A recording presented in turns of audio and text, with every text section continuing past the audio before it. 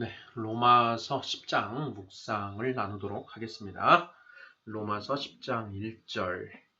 형제들아, 내 마음에 원하는 바와 하나님께 구하는 바는 이스라엘을 위함이니 곧 그들로 구원을 받게 함이라.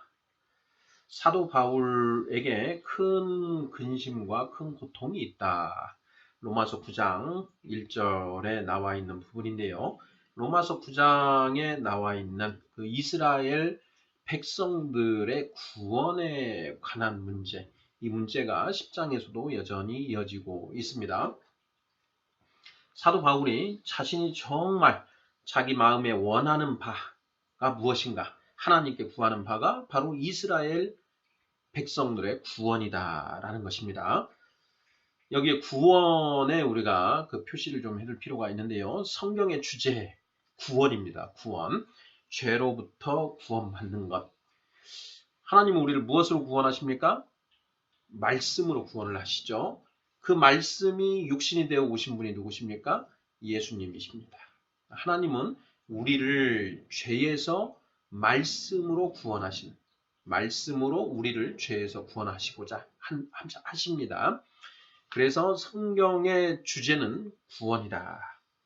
사도 바울이 마음으로 구하는 바, 하나님께 구하는 바는 이스라엘 백성들의 구원이다 라고 지금 선언을 하고 있습니다. 2절. 내가 증언하노니 그들이 하나님께 열심히 있으나 올바른 지식을 따른 것이 아니니라. 하나님의 의를 모르고 자기 의를 세우려고 힘써 하나님의 의에 복종하지 아니하였느니라. 네, 2절, 3절은 지금 이스라엘의 상태가 무엇이냐라는 것에 대해서 규정을 짓고 있습니다. 이스라엘은 하나님께 대한 열심이 있다. 하나님께 대한 신앙을 가지고 있다. 그런데 그 신앙이 올바른 지식을 따른 것이 아니다. 그래서 잘못된 열심이 지금 멸망의 길로 가고 있다라고 선언을 하는 것입니다. 그 잘못된 지식이 무엇이냐? 하나님의 의를 쫓아가는 것이 아니라, 하나님의 의에 복종하는 것이 아니라 자기 의를 세워서 자기 의로 구원을 받으려고 한다라는 것입니다. 이스라엘은 모세를 통하여 하나님의 말씀, 율법을 받았습니다. 그 율법은 선한 것입니다. 로마서 2장을 한번 보시죠. 로마서 2장 18절을 보면 율법의 교훈을 받아 하나님의 뜻을 알고 지극히 선한 것을 분간하며 이렇게 되어 있고요.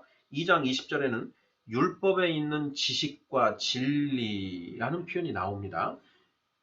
율법은 하나님의 말씀이고 당연히 그 율법 안에는 지식과 하늘의 지혜가 다 녹아져 있습니다. 그래서 이 율법의 교훈을 올바로 살피면 하나님의 뜻을 알고 지극히 선한 것을 분간할 수 있습니다. 그런데 지금 이 이스라엘 백성들은 어떠느냐? 그 율법의 면면이 흐르고 있는 하나님의 뜻을 찾아 들어가는 것이 아니라 단순히 율법이 하라, 하지 마라 라고 하는 그 자기 명령과 부자기 명령을 형식적으로 지키는 데에만 급급한 그런 모습을 보이고 있다라는 것이죠. 그래서 예수님이 마태복음 23장에서 너희가 박하와 회양과 근체의 11조는 드리되 율법에 더 중한 바 정의와 긍휼과 믿음은 버렸도다. 이렇게 말씀을 하십니다. 마태복음 23장 23절이지요. 그 율법을 관통하고 있는 하나님의 그리고 그 긍휼, 그리고 이 믿음, 이것을 찾아서 하나님을 향해 나아가야 되는데, 그러한 가장 중한, 율법의 중한 근본 정신은 전혀 알지 못한 채 형식에만 치우쳐서 그 율법을 지키느냐 못 지키느냐 이런 형식적인 문제에 치중하고 있다라는 그런 이야기죠. 바로 그것이 잘못되었다. 율법을 지키면 자기가 의로운 것으로 율법을 지킴으로써 자기 의를 자꾸 세우려고 한다는 것이죠. 율법에 흐르는 하나님의 뜻을 알면 저절로 그 율법은 지키게 되어 있습니다. 그런데 그 뜻을 모른 채 어거지로 그걸 지키려고 하니까 힘들어지는 것이죠. 4절 그리스도는 모든 믿는 자에게 의를 이루기 위하여 율법의 마침이 되시니라. 네, 이 4절 말씀 굉장히 중요한데요. 우리가 구약시대는 모세가 연 율법의 시대다라고 우리가 규정을 지을 수 있고요. 신약시대는 예수님이 제끼신 성령 시대다 이렇게 규정 지을 수가 있습니다. 아브라함 이후 예수님 오실 때까지 이스라엘의 역사는 율법의 시대였다. 예수님이 오시고 나 이후에는 성령의 시대다. 그래서 구약은 율법의 시대요, 신약은 성령의 시대다. 예수님은 그 모세가 열은 율법으로는 이 백성들이, 하늘 백성들이 구원받지 못하는 것을 안타까이 여기시고 성령 시대를 열기 위해서 이 땅에 육신으로 오셔서 십자가에 죽으셨습니다. 예수님이 십자가에 죽으심으로써 그 예수님이 우리의 구원자임을 믿고 세례를 받는 자들은 죄사함을 받아서 칭이 의롭다 하심을 받게 되고요. 성령을 받을 수 있는 상태가 됩니다. 하나님의 거룩한 영인 성령이 죄인의 몸에 들어올 수 있을까요? 없을까요? 없습니다. 성령이 들어오시기 위해서는 순간적으로라도 의인이 되어야 한다는 것이죠. 그런데 인간은 스스로 의인이 될 수 없다라는 것입니다. 그래서 예수님이 오셔서 세상 죄를 지시고 십자가에서 죽으신 것이죠. 그 예수님이 우리의 구원자이심을 믿고 세례를 받으면 그 예수님, 그 피의 능력으로 우리가 지금까지 지은 그 죄가 사함을 받아서 순간적으로 의인이 된다라는 것입니다. 그러면 그 의인이 되었기 때문에 하나님의 거룩한 영이 우리 안에 주어질 수 있는 것이죠. 그렇게 해서 성령 시대가 열리게 된다라는 것입니다. 그리스도는 모든 믿는 자에게 의를 이루기 위하여 율법의 마침이 되시니라. 율법은 좋은 것입니다. 하나님의 말씀이거든요. 그 말씀을 통해서 우리가 구원의 길로 나아갈 수 있는데 문제는 우리에게 있는 것입니다. 타락한 인간의 이 죽은 영으로는 하나님의 말씀을 관통하고 있는 하나님의 뜻을 알아챌 수가 없더라라는 것입니다. 그래서 하나님의 영이 우리 안에 들어와야만 우리가 그 성령님의 조명하심으로 하나님 말씀을 관통하고 있는 하나님의 뜻이 무엇인지를 비로소 알 수 있더라.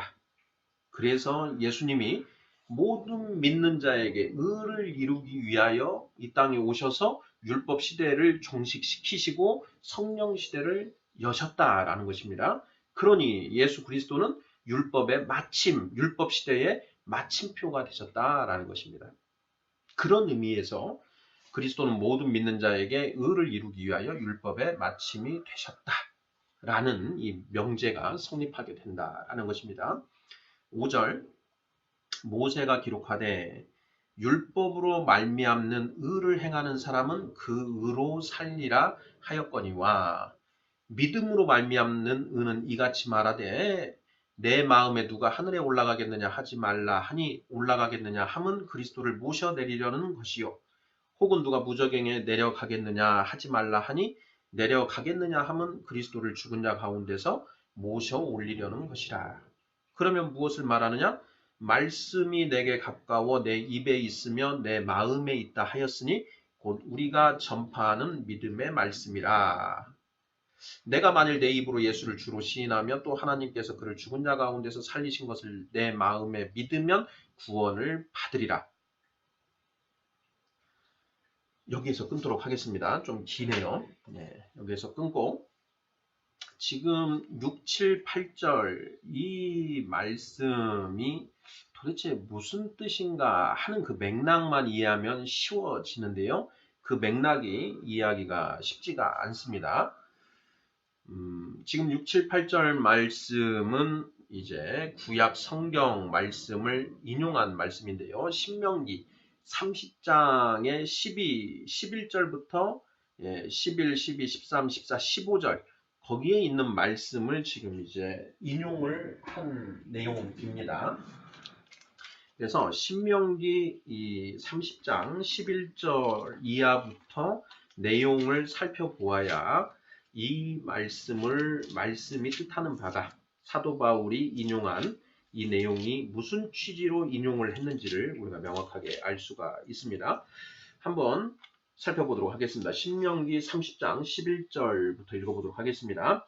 내가 오늘 내게 명령한 이 명령은 내게 어려운 것도 아니요 먼 것도 아니라 하늘에 있는 것이 아니니 내가 이르기를 누가 우리를 위하여 하늘에 올라가 그의 명령을 우리에게로 가지고 와서 우리에게 들려 행하게 하랴 할 것이 아니요 이것이 바다 밖에 있는 것이 아니니 내가 이르기를 누가 우리를 위하여 바다를 건너가서 그의 명령을 우리에게로 가지고 와서 우리에게 들려 행하게 하랴 할 것도 아니라 오직 그 말씀이 내게 매우 가까워서 내 입에 있으며 내 마음에 있음즉 내가 이를 행할 수 있느니라.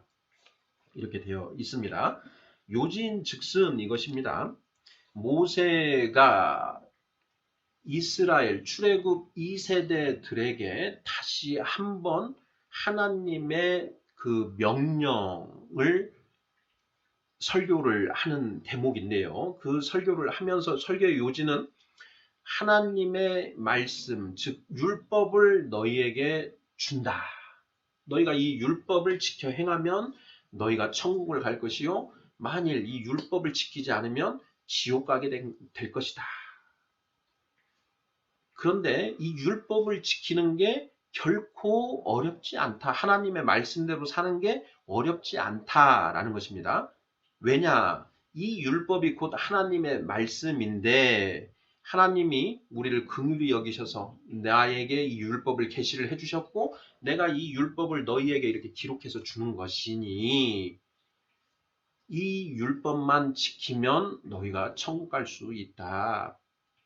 그러니까 결코 이 율법을 지킨다. 하나님 말씀을 지키며 산다라는 것이 결코 어려운 일이 아니다라고 지금 모세가 선포를 하고 있는 것입니다.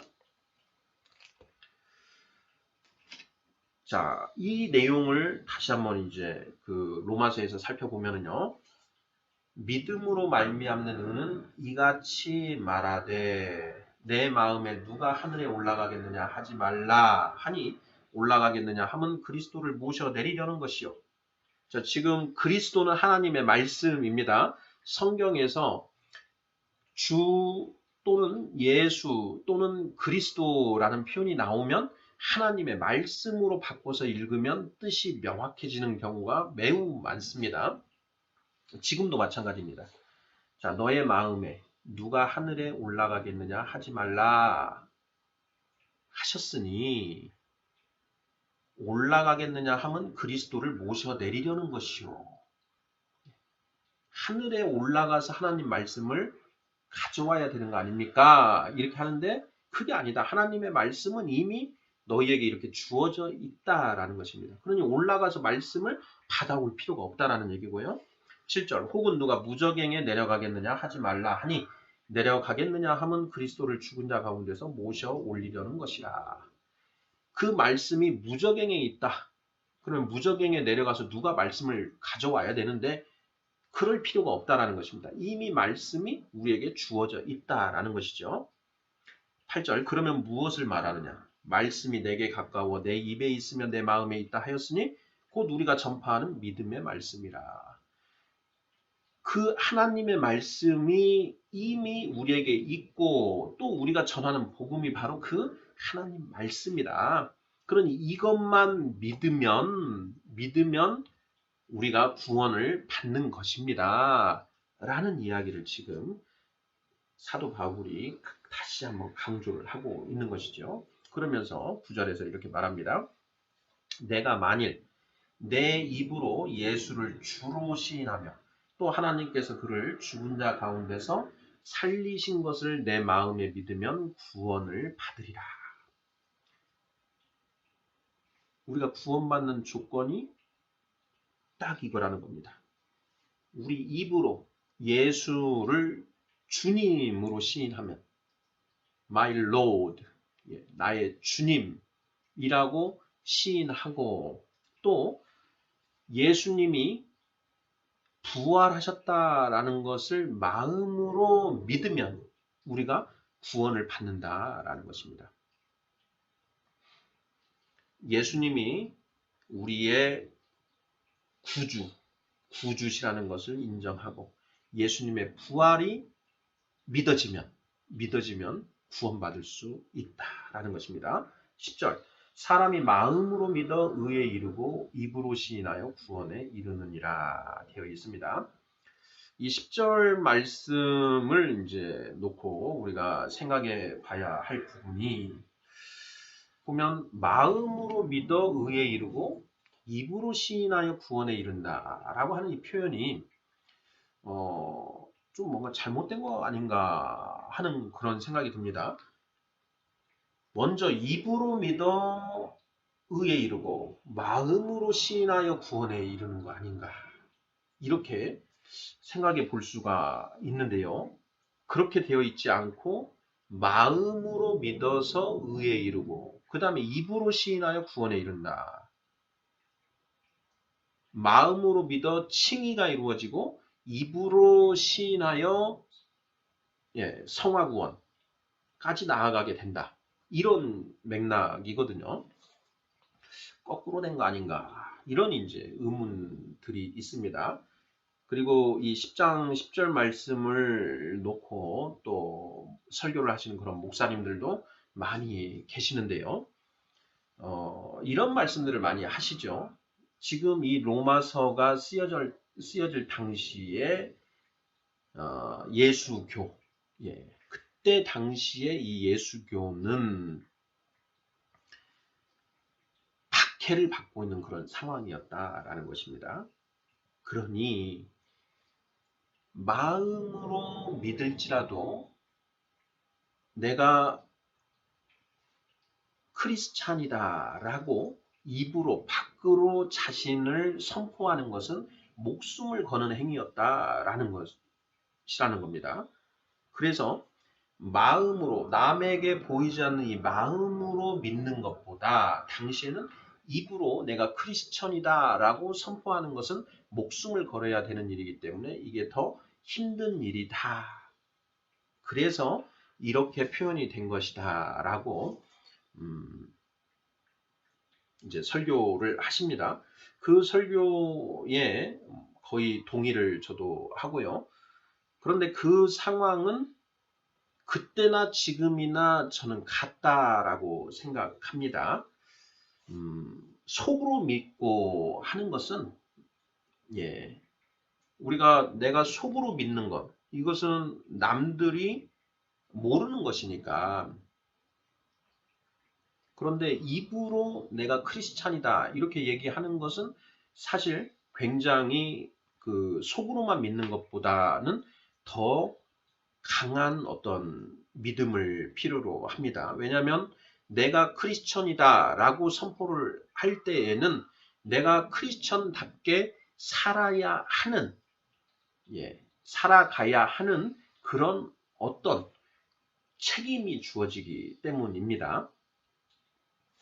그리고 오늘날에도 지금 우리가 살고 있는 이 땅에는 어느 정도 종교의 자유가 인정이 되어서 우리가 크리스찬이라는 것을 떳떳하게 이야기할 수 있지만 우리 가까운 중국이나 러시아 그리고 북한만 해도 크리스찬, 예수 믿는다는 것은 목숨을 거는 행위입니다. 그래서 마음으로 속으로는 믿더라도 겉으로는 내가 안 믿는다라고 얘기를 할 수가 있지요. 그러니 그들이 내가 크리스찬이다라고 입으로 시인하는 것은 목숨을 거는 행위입니다. 예수님이 말씀하십니다. 너희가 나를 위하여 목숨을 잃으면 목숨을 얻을 것이요. 생명을 얻을 것이요.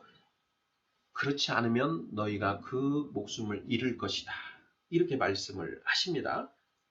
나를 위하여 목숨을 잃는 자는 얻을 것이요. 나를 위하여 목숨을 버리지 않는 자는 그것을 얻지 못할 것이다. 이렇게 말씀하시는 것이죠.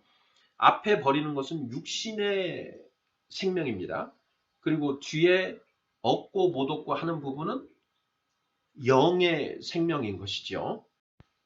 사람이 마음으로 믿어 의에 이르고 입으로 시인하여 구원에 이르느니라.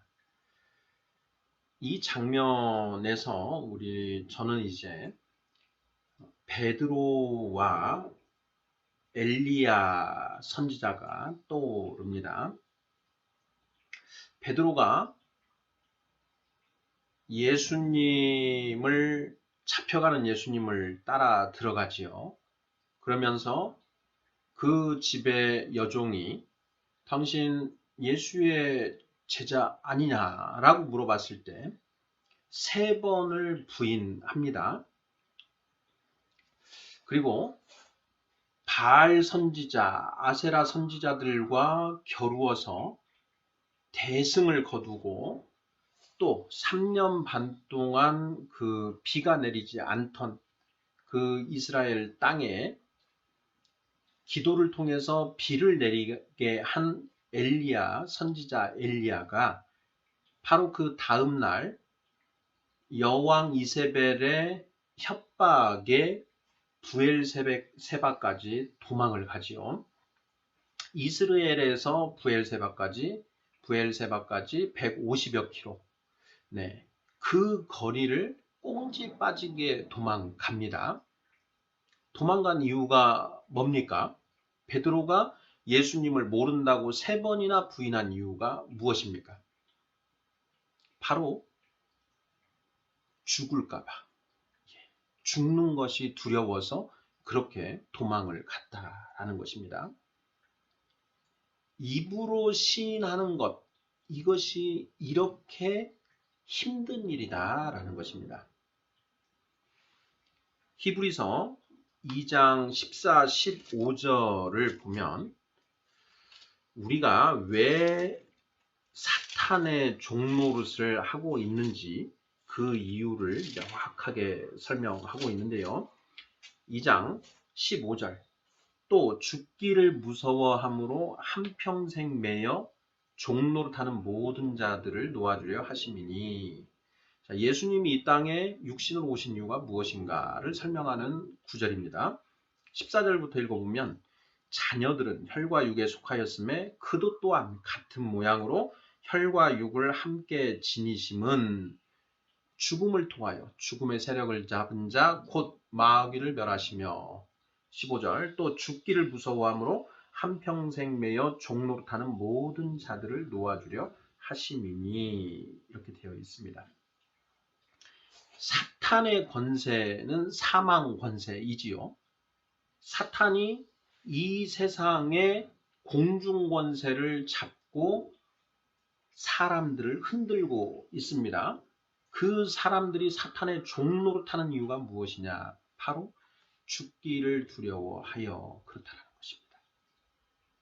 입으로 시인하면 죽어야 하는 그런 상황. 자, 그런 상황에서 내가 크리스찬이라는 것을, 나는 예수 믿는다라는 것을 시인할 수 있는가? 이걸 생각해 봐야 됩니다. 그래서 우리의 이 신앙의 마지막은 순교 신앙이다. 목숨을 걸고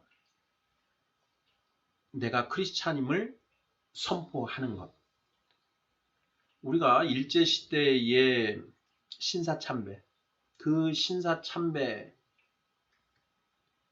크리스찬이 그 신사를 향하여 절을 하는 것, 이것을 어떤 신앙의 척도로 삼아서 평가하는 그런 일들이 있지 않았습니까? 실제로 우리도, 저도 또한 그런 일들이 정말 눈앞에서 벌어져서 나에게 현실로 다가왔을 때 내가 입으로 시인할 수 있을 것이냐 하는 부분에 대해서 장담하지는 못합니다. 하지만 저는 이런 생각은 합니다. 지금 그런 상황을 예상을 해보면서 내가 그 상황에서 나는 시인하겠다, 내가 크리스찬임을 당당히 선포하겠다 라는 굳은 결심, 그런 결단을 하고 있는 사람과 지금 당장 그런 상황이 났을 때 나는 어떻게 할지 과연 나는 모르겠다 하는 사람과 어떤 사람이 그 상황에서 입으로 시인할 가능성이 높을 것인가? 전 당연히 전자라고 생각합니다. 그리고 시시때때로 그런 경우를 가정해 놓고 나는 그런 상황이 왔을 때 나는 당당히 크리스찬이라고 이야기할 것이다 라고 마음을 먹고 있어도 힘든 일이다 라는 것입니다. 그런데 그런 마음조차 못 먹고 있으면 더더욱 힘든 일이 된다라는 것이죠. 사람이 마음으로 믿어 의에 이르고 입으로 시인하여 구원에 이르느니라 라는 이 말씀의 의미가 이런 의미로 보면 이 말씀은 여전히 우리에게도 적용되는 그런 말씀이다 라는 걸 알 수 있습니다. 11절 성경에 이르되 누구든지 그를 믿는 자는 부끄러움을 당하지 아니하리라 하니 유대인이나 헬라인이나 차별이 없음이라. 한 분이신 주께서 모든 사람의 주가 되사 그를 부르는 모든 사람에게 부요하시도다. 누구든지 주의 이름을 부르는 자는 구원을 받으리라. 네, 이 10장 12절 말씀은 굉장히 중요한 말씀입니다. 하나님의 구원의 은총이 구약시대에는 이스라엘에 한정되어 있었습니다. 그런데 예수님이 십자가에서 죽으신 이후에는 그 구원의 은총이 이방인들을 향해 돌려졌다라는 내용입니다. 아주 중요한 의미가 있습니다. 유대인들이 하나님의 아들이신 예수님을 알아보지 못하고 십자가에 못 박아 죽였습니다. 이것은 하나님 입장에서 보면 지극히 배은망덕한 패역에 해당되는 그런 행위인 것이지요. 그러니 유대인들을 향해 있던 하나님의 그 은혜가, 구원의 은총이 이제 그 방향을 틀어서 이놈들은 안 되겠다 해서 이방인들을 향하게 되는 계기가 된다라는 것입니다. 이 원리가 예수님의 공생의 기간에도 나타나 있고요. 사도 바울의 선교, 사도행전에서도 그런 내용들이 철저하게 반영이 되어 있습니다.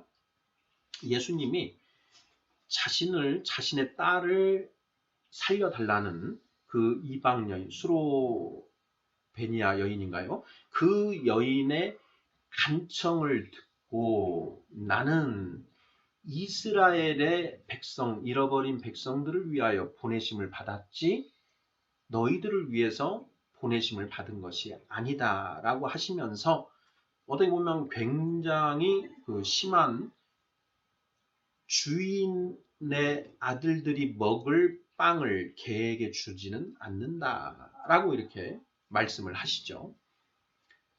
예수님은 철저하게 이스라엘 백성들에게 하늘의 천국의 복음을 전하십니다. 사도 바울은 어떻습니까? 사도 바울은 이제 1차, 2차, 3차의 선교 여행을 갈 때 그 이방인의 땅에 가면 먼저 유대인의 회당을 찾아서 유대인들에게 먼저 복음을 전합니다. 그리고 그 유대인들이 받지 않으면 너희가 받지 않았으니 이제 이 복음을 이방인에게 전하겠다 라고 선포를 하고 이방인들에게 복음을 전하는 그 패턴을 철저하게 지킵니다. 왜 그런 것인가? 바로 하나님의 구원의 은총이 아브라함의 자손인 유대인들에게 먼저 전해지고 그 다음에 이방인에게 전해지는 그런 패턴으로 가고 있다라는 것입니다. 그래서 그런 흐름을 이해할 필요가 있고요. 로마서 11장 25절을 보면요. 형제들아 너희가 스스로 지혜 있다 하면서 이 신비를 너희가 모르기를 내가 원하지 아니하노니 이 신비는 이방인의 충만한 수가 들어오기까지 이스라엘의 덜어는 우둔하게 된 것이라. 26절 그리하여 온 이스라엘이 구원을 받으리라. 이 말씀이 있습니다. 이스라엘을 향해 있던 하나님의 구원의 은총이 이스라엘의 패역한 행위로 인하여 이방인에게 향해지는 것이고요. 그래서 이방인의 충만한 수가 구원을 받게 되면 그 이후에 다시 또 이스라엘의 그 구원의 은총이 또 이루어진다라는 그런 걸 신비다라고 지금 선포를 하고 있는 그런 대목입니다. 자, 이 부분은 로마서 11장 묵상 나눔 때 다시 한번 더 설명을 하기로 하고요. 지금 10장 12절에서 선포하고 있는 부분은 유대인이나 헬라인이나 여기에 헬라인은 이방인을 대표하는 표현입니다. 당시에 헬라인은 이방인을 상징하는 그런 그 표현으로 이루어져 있기 때문에 헬라인이다라고 하는 것은 이방인으로 바꿔서 읽어도 무방하다 이렇게 보시면 되겠습니다. 그래서 유대인이나 헬라인이나 차별 없이 이제 구원의 은혜가 베풀어진다라는 것입니다. 그런데 방금 우리가 읽었던 것처럼 유대인의 다수의 눈은 아둔하게 눈이 가려졌습니다. 그래서 유대인들은 이후에도 예수님을 그리스도로 받아들이지 못하고 있는 것이죠. 대다수가요. 그리고 이제 예외적으로 일부는 예수님을 그리스도로 받아들이는 그런 소수의 극소수의 유대인들이 있는 것입니다. 그런데 향후 앞으로는 이방인의 충만한 수가 구원받는 그 수가 차고 나면 이제 유대인들의 눈을 가리고 있던 그것이 이제 사라져서 유대인들도 예수님을 그리스도로 받아들이게 될 것이다. 이것을 우리가 성경 말씀을 통해서 이해할 수 있습니다. 14절 그런즉 그들이 믿지 아니하는 일을 어찌 부르리요 듣지도 못한 일을 어찌 믿으리요 전파하는 자가 없이 어찌 들으리요 보내심을 받지 아니하였으면 어찌 전파하리요 기록된 바 아름답도다 좋은 소식을 전하는 자들의 발이여 함과 같으니라. 네, 복음을 예수님은 승천하시기 전에 제자들에게 지상 명령을 내리셨습니다. 너희는 가서 모든 민족을 제자로 삼아 아버지와 아들과 성령의 이름으로 세례를 베풀고 내가 너희에게 가르친 것을 그들에게도 가르쳐서 지켜 행하게 하라 하는 이 전도의 지상 명령을 내리셨지요. 그 내용과 맥을 같이 하는 것입니다. 우리가 가서 복음을 전해야만 그들이 복음을 듣게 되고 그 복음을 들음으로써 믿음이 나타나게 되는 것이다. 그래서 아름답도다 좋은 소식을 전하는 자들의 발이여. 복음을 전하는 자들의 그 발이 아름답다라고 선포하고 있는 것입니다. 16절 그러나 그들이 다 복음을 순종하지 아니하였도다. 이사야가 이르되 주여 우리가 전한 것을 누가 믿었나이까 하였으니 그러므로 믿음은 들음에서 나며 들음은 그리스도의 말씀으로 말미암았느니라. 그러나 내가 말하노니 그들이 듣지 아니하였느냐 그렇지 아니하니 그 소리가 온 땅에 퍼졌고 그 말씀이 땅끝까지 이르렀도다 하였느니라. 복음이 전해졌지만 유대인들이 받아들이지를 않습니다. 17절 말씀은 이제 우리가 암송하고 있는 말씀이죠. 그러므로 믿음은 들음에서 나며 들음은 그리스도의 말씀으로 말미암았느니라. 이렇게 복음을 전하는 것의 중요성, 복음을 전해서 그 복음을 듣고 그 복음의 능력으로 믿음이 생겨난다라는 걸 선포하고 있습니다. 하지만 유대인들에게 복음이 전해졌지만 그들이 믿지 않더라.